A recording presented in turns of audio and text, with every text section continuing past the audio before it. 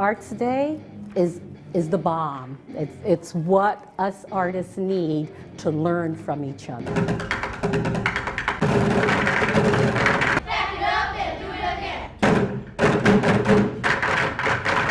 You can't help but be inspired by what people are accomplishing. We all have the same questions and worries, and some of the solutions one person has thought of will be perfectly appropriate for another person who hasn't stumbled on them yet.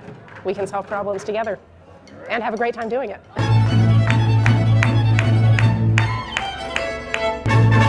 Birth, death, sufferation, botheration, separation, regrets, forgotten, not dead. When you're an underrepresented individual, it's really difficult to get some of the emotions and feelings across to people that may be better represented than you are. So the arts is just such an equalizing forum.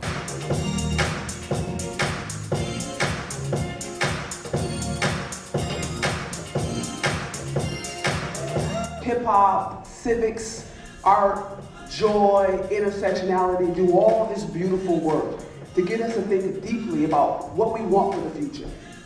And I want to talk today about art as civics and art as resiliency through the ideas of African American and African creativity.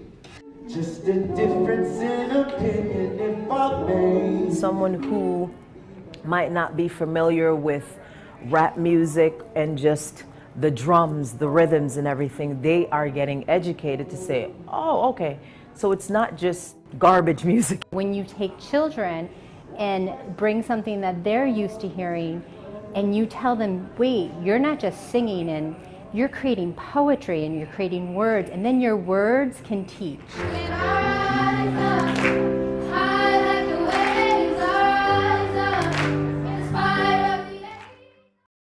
What makes Connecticut, Connecticut?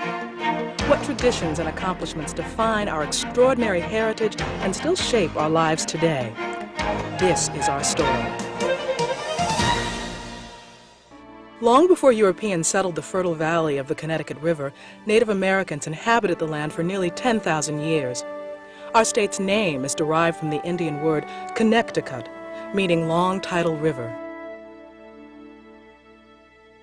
Today, Indian names still dot our landscape, and Native peoples now flourish on the land of their ancestors. Connecticut's 169 towns are fiercely independent, a legacy of the English Puritans who came from Massachusetts in the 1630s to settle the river towns of Hartford, Windsor, and Wethersfield. Persecuted for their religious and social beliefs in England, such a cool feeling to know that you designed this, you built it, this is yours, and you know, you did it. They get to see that if they have an idea in their head, they're able to make it into reality.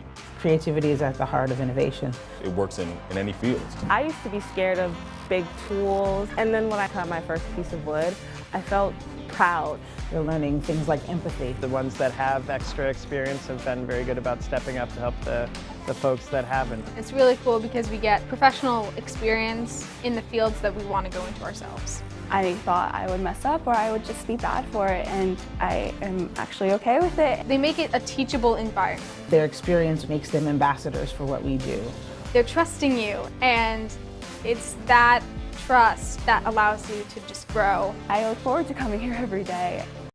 That's, I think, why people show up at the Sunken Garden Poetry Festival at the Hillstead Museum, because they can, after a day of work, settle down and listen to great music and great poetry and be with like-minded people and watch the moon rise over the shoulder of the poet and simply let down and ease off their fast track.